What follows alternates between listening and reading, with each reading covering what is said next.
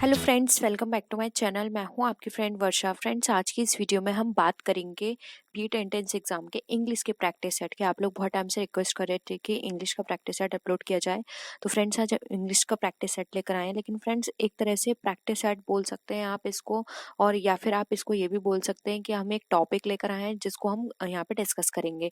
इससे आपकी प्रैक्टिस भी हो जाएगी। फ्रेंड्स, यहाँ पे आज हम कुछ कंफ्यूज्ड और मिसयूज्ड वर्ड यूज करेंगे, पढ़ेंगे, जिसमें फ्रेंड्स हम ये देखेंगे कि आपके एग्जाम में इस तरह से कुछ वर्ड्स दे दिए जाते हैं और वहाँ पे उनके मीनिंग पूछ लिए जाते हैं, या फिर आपको एमसीक्यू बेस्ड आपको वहाँ पे मैचिंग करनी होती है। तो आपको पता होना चाहिए किस वर्ड का क्या मीनिंग होता है। जबकि ये बोलने में एक जैसे होते हैं, बस स्लाइटली इनमें डिफर होता है। तो आज हम इन्हीं के बारे में डिस्कस करेंगे। स्टार्ट करते हैं आज की वीडियो को। वीडियो पसंद आए तो वीडियो को लाइक कीजिए, अपने फ्रेंड्स के साथ शेयर कीजिए। जैसे कि फर्स्ट है एक्सेप्ट।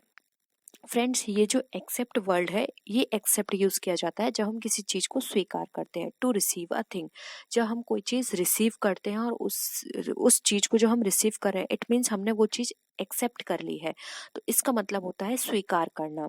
वहीं एक होता है एक्सेप्ट। एक्सेप्ट का मतलब होता है लिविंग अपार्ट और एक्सक्लूडिंग। जैसे हम बोलते हैं ना कि ये सारी चीजें पसंद है मुझे, एक्सेप्ट इस चीज को छोड़कर। यानी कि मुझे ये सारे कलर्स पसंद है एक्सेप्ट ब्लैक कलर को छोड़कर। तो एक्सेप्ट का मतलब होता है के अलावा, और ये होता है एक्सेप्ट, और ये होता है एक्सेप्ट। तो ये थोड़ा सा अलग है, बोलने में एक जैसा भी कई बार प्रोनाउंस हो जाता है, लेकिन यहाँ पे मीनिंग इनके बहुत अलग है। तो आपको ये पता होना चाहिए। ये कॉमन है, लेकिन हम और भी डिस्कस करेंगे तो इससे आपकी जो अंडरस्टैंडिंग है वो क्लियर होगी। नेक्स्ट है एक्सपेक्ट। एक्सपेक्ट का मतलब होता है किसी चीज की उम्मीद करना, होप रखना। जैसे हम कहते हैं ना, मैं एक्सपेक्ट कर रही हूँ कि मेरे एग्जाम में इतने मार्क्स आ जाएं। तो होता है एक होप लेके चल रहे हैं हम कि इतनी उम्मीद है मुझे, मेरे एग्जाम में इतने मार्क्स आएंगे। और एक उसी तरह होता है सस्पेक्ट। सस्पेक्ट का मतलब होता है यहाँ पे टू एप्रीहेंड। टू एप्रीहेंड का मतलब यहाँ पर है आशंका करना। जैसे हम कहते हैं ना कि मुझे आशंका है कि ऐसा भी हो सकता है। तो दोनों का मीनिंग अलग है। एक्सपेक्ट हम यहाँ पॉजिटिव वे में है, और सस्पेक्ट यहाँ पे आशंका, थोड़ा डर है, या फिर थोड़ा नेगेटिव वे में आ गया। ठीक है, तो आई होप ये भी आपको क्लियर हुआ होगा। नेक्स्ट है अडॉप्ट। अडॉप्ट का मतलब यहाँ पे होता है किसी चीज किसी कोई पर्सन जब लीगली किसी चाइल्ड को अडॉप्ट करता है, तो वहां पे अडॉप्ट वर्ड यूज किया जाता है, किसी चीज को अपनाना या गोद लेना। ठीक है, टू एक्सेप्ट और to take another person's child legally. Legally किसी पर्सन के बच्चे को अडॉप्ट करना, ठीक है, उसको बोला जाता है अडॉप्ट। फिर होता है अडेप्ट। अडेप्ट यहाँ पे प्रोफिशिएंट इसका मीनिंग है। अडेप्ट का मतलब होता है निपुण। जैसे हम कहते हैं ना, वो इस चीज में अडेप्ट है, मतलब वो निपुण है, वो ये काम कर लेगा। उसी तरह से आता है अडेप्ट। देखो, बस ई और ए का अंतर है। ये अडॉप्ट तो बिल्कुल से थोड़ा अलग हो गया, लेकिन अडेप्ट और अडेप्ट, ये दोनों में ई और ए का अंतर है, लेकिन यहाँ पे दोनों का मीनिंग अलग है। इसका मतलब होता है टू चेंज अकॉर्डिंगली। यानी कि अडेप्ट का मतलब होता है कि आप अपने अकॉर्डिंग इसको चेंज कर लेना, मतलब अपने अकॉर्डिंग कोई भी चीज को ढालना या किसी भी चीज को चेंज करना, वो कहलाता है अडेप्ट। और अडेप्ट का मतलब होता है प्रोफिशिएंट या फिर किसी चीज में निपुण होना। ये हमारी नॉलेज बेस्ड या एक्सपीरियंस बेस्ड होता है, और ये होता है अपने अकॉर्डिंग किसी चीज को अपनी कन्वीनियंस के अकॉर्डिंग चेंज करना, तो होता है अडेप्ट, जिसमें ए आता है। ठीक है, तो आप लोग इस चीज को याद रखिएगा। नेक्स्ट आते हैं एल्यूड। एल्यूड का मतलब यहाँ पर होता है friends refer to. Refer to मतलब यहाँ पर अगर हम बोलें तो किसी चीज को जो हम डिफाइन करते हैं, उल्लेख करते हैं किसी चीज का, तो वहां पर हम यूज करते हैं एल्यूड। वहीं अगर हम एलूड की बात करें तो एलूड का मतलब होता है टू एस्केप या फिर किसी चीज को बचाना, तो वहां पे बोला जाता है एल्यूड। जबकि एलूड की बात करें तो उसका मतलब होता है किसी चीज को डिफाइन करना, रेफर करना। जैसे हम किसी चीज को रेफर करते हैं, किसी चीज का उल्लेख करते हैं, तो वहां पे एल्यूड वर्ड यूज करते हैं। तो ये भी थोड़ा सा अलग है, तो आपको ये पता होना चाहिए। फिर है नेक्स्ट ऑल्टरनेट। ऑल्टरनेट की बात करें फ्रेंड्स, तो इसका मतलब यहाँ पर है वन आफ्टर अनदर। जैसे कि हम किसी चीज को कोई भी चीज चूज करते हैं, तो हम क्या कहते हैं, आप ऑल्टरनेट कर लीजिए, यानी ऑल्टरनेट ले लीजिए सारी चीजें। यानी कि हम कहते हैं 1 से 10 तक कोई भी चीज रखिए, आप इसमें ऑल्टरनेट उठा लीजिए, यानी कि एक के बाद एक छोड़कर, जैसे कि मैंने 1 चूज़ किया, 2 को छोड़ दिया, 3 चूज़ किया, 4 को छोड़ दिया, 5 चूज़ किया, 6 को छोड़ दिया, 7 यूज़ किया। तो यानी क्या है, मैंने क्या ऑल्टरनेट चूज़ किया, यानी कि एक को छोड़कर एक चूज़ किया। वहीं अगर हम ऑल्टरनेटिव की बात करें तो ऑल्टरनेटिव मतलब होता है अवेलेबल, इंस्टेंट और सब्स्टिट्यूट, यानी कि जब हम कहते हैं कि मेरे साथ बहुत सारे ऑल्टरनेटिव हैं। जैसे कि फॉर एग्जांपल मैं अब कहूँ कि अगर मेरा बीएड एंट्रेंस एग्जाम क्लियर नहीं होता है तो मेरे पास और भी ऑल्टरनेटिव हैं। मैं बीएड एंट्रेंस एग्जाम अगर क्लियर नहीं होता है तो मैं अपनी पीजी के लिए फॉर्म भर सकती हूँ, बीएससी वो सॉरी एमएससी कर सकती हूँ, या फिर कॉमर्स स्टूडेंट बोल सकते हैं एमकॉम कर सकती हूँ, लेकिन मैं खाली नहीं बैठूंगी।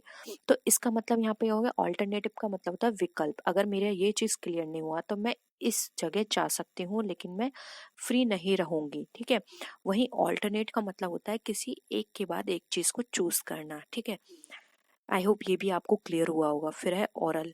ओरल की बात करें तो ऑफ ईयर से मतलब होता है, जैसे हम कोई सुनने वाली चीज होती है ना, तो हम कहते हैं कि वो चीज मुझे सुनाई नहीं दे रही, मतलब ये कान से संबंधित होता है ये वाला ओरल वर्ड। और ओरल जो होता है वो होता है वर्बली कुछ यूज करना, मौखिक मुंह से कुछ बोलना, तो होता है ओरल। इसका थोड़ा साउंड है ओ, और इसका होता है ओ, ओरल और ओरल, ठीक है। तो बस इतना ही डिफर है, ये हमारे कान से संबंधित होता है, सुनने से संबंधित है, जबकि ओरल जो होता है वो हमारे बोलने से संबंधित होता है। आई होप ये भी क्लियर हुआ होगा आपको। नेक्स्ट आते हैं एसेस और एक्सेस। एसेस का मतलब होता है अप्रोच करना किसी चीज को। एसेस का मतलब हम यहाँ पे पहुंचे तो हम कहते हैं ना वो मेरी एसेसिबिलिटी में नहीं है, मतलब मेरी पहुंच में नहीं है, या फिर इसको एसेस कर लो, किसी चीज तक पहुंचना। जैसे हम कहते हैं ना यार मेरे पास उसकी एसेस नहीं है, यानी कि उसकी अप्रोच नहीं है, मैं वहां तक नहीं पहुंच सकती, ठीक है। तो किसी चीज की अप्रोच होना, किसी इंसान तक पहुंचने के लिए हमें एसेस करना पड़ता है, वहां तक जाने के लिए एसेस करना पड़ता है उसे। तो यहाँ पे असेस है। एक्सेस का मतलब होता है कोई चीज आपके पास बहुत ज्यादा है, जैसे लिखा है ना यहाँ पे मोर देन ड्यू, यानी कि एक्सेस, यानी कि जैसे कि आप कॉमर्स स्टूडेंट होंगे तो आप इस चीज को समझते होंगे।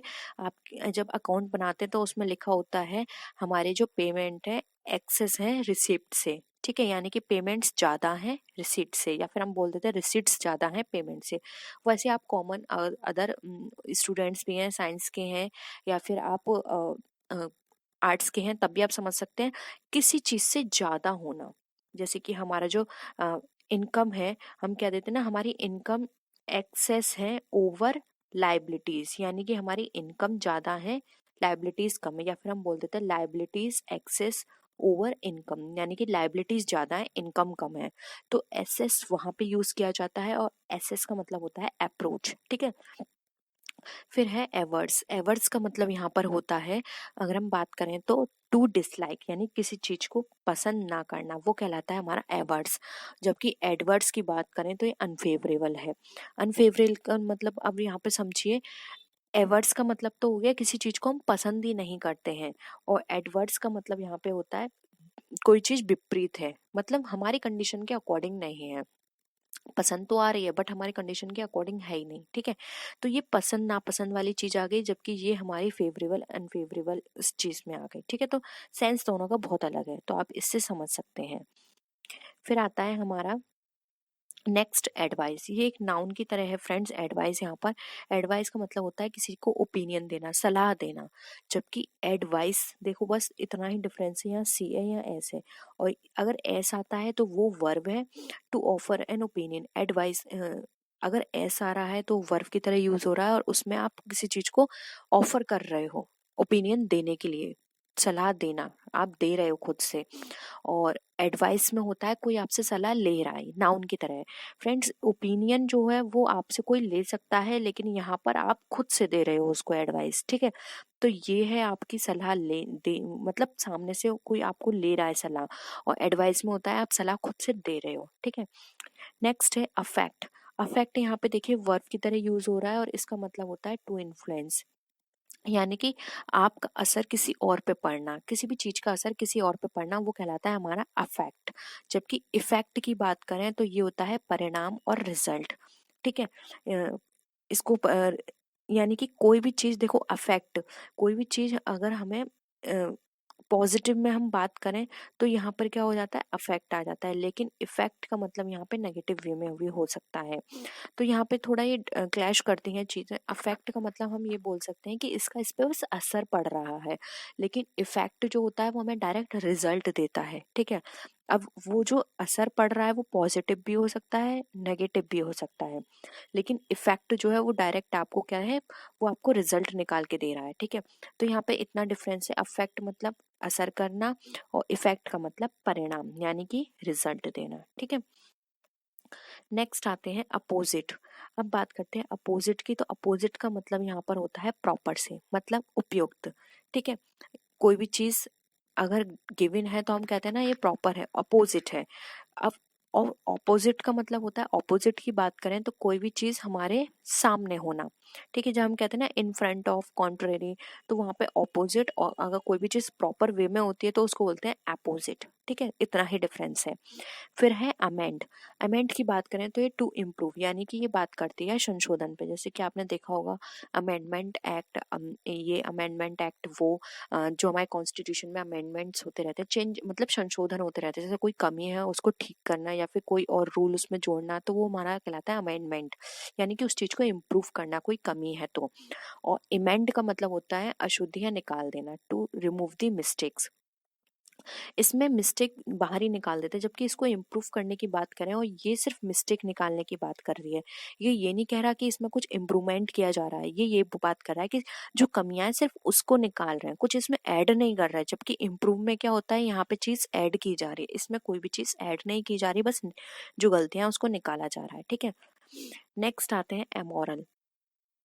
एमोरल का मतलब यहाँ पर होता है हैविंग नो मॉरल सेंस, यानी कि किसी भी पर्सन में जो भी हमारे जो मॉरल सेंस होती हैं, मॉरल वैल्यूज होती हैं, वो नहीं है, तो उसको बोलते हैं एमोरल। और वहीं हम बात करें इमोरल की, तो इमोरल होता है not conforming to moral standards, यानी कि फ्रेंड्स यहाँ पे अनैतिक की बात की जा रही है।